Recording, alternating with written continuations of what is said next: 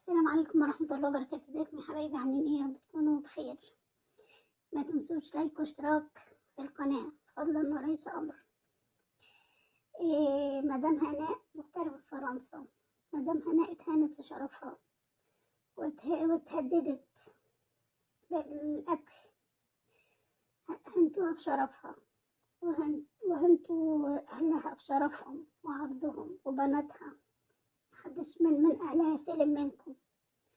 هي أخدت القرار السليم وسمعت كلام متابعينها، هتاخد حقها بالقانون.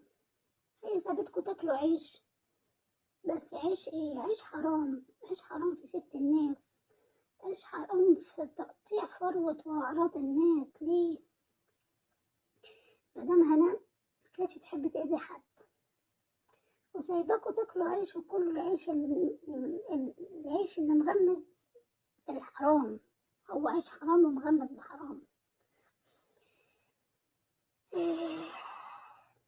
بص لها في حياتها، كان في مشكلة هي وطليقها. انتوا مالكم بتتدخلوا في حياتها ليه؟ بتتدخلوا بينها وبين طريقها ليه؟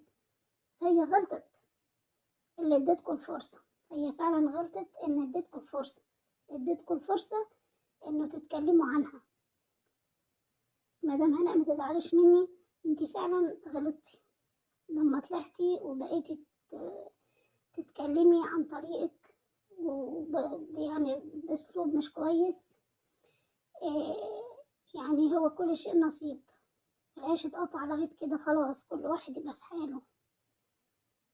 نعمل حساب للعشرة والعيش والملح. ما علينا، خليتيهم، اديتهم الفرصة يعني. ومسوا جنوا الراجل حرام يعني. هو استسلم وكان على عينك يا تاجر، ومات واندفن وهو مسلم. حرام عليكم، ما سلمش منكم. والراجل اللي كان بيخدمه، الراجل اللي كان بيخدمه اتهمتوه، عملتوا حرامي. ليه الأذية؟ ليه الأذية؟ وثبتت لكم أن مسجون مسلم، والناس عارفة إن كل الناس عارفة إن مسجون مسلم. الناس اللي ما تعرفش ربنا سيبوها في حالها، سيبوها في حالها. حبيتوا تبعدوها كمان عن الدكتورة رباب، وقعدتوا عايزين مشاكل بينها وبين الدكتورة رباب. الدكتورة رباب عمرها ما تسيبها.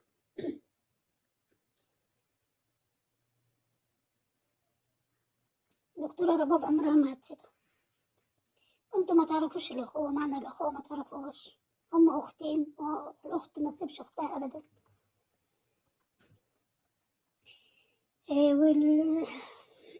والأستاذة دينا أبو عيد بتحب مدام هناء ومش هتسيبها برضه. هددته المعد وهددته المخرج، والدكتورة رباب عرفت وراحت لهم. والمخرج إن شاء الله هينزل الحلقة. وانتوا بغيظكم ارحموها. وقعدتوا تتريقوا على لبسها. مالها لبسها؟ لبسها محترم وحلو ما شاء الله عليها. ماله لبسها؟ ما شاء الله عليه. كما تدين تدان على فكرة. سيبوها في حالها. دي أصلا كانت راجل وست في الغربة، ربت بناتها تربية كويسة ما شاء الله عليهم، ومحافظة على شرفها ومحافظة على بناتها. شتمت مصر؟ لا، ما شتمتش مصر. مصر دي بلدها، والسعودية حبايبها. مين يشتم السعودية ويشتم مصر؟ السعودية دي فيها الرسول عليه أفضل الصلاة والسلام، فيها الكعبة، محدش يشتمها.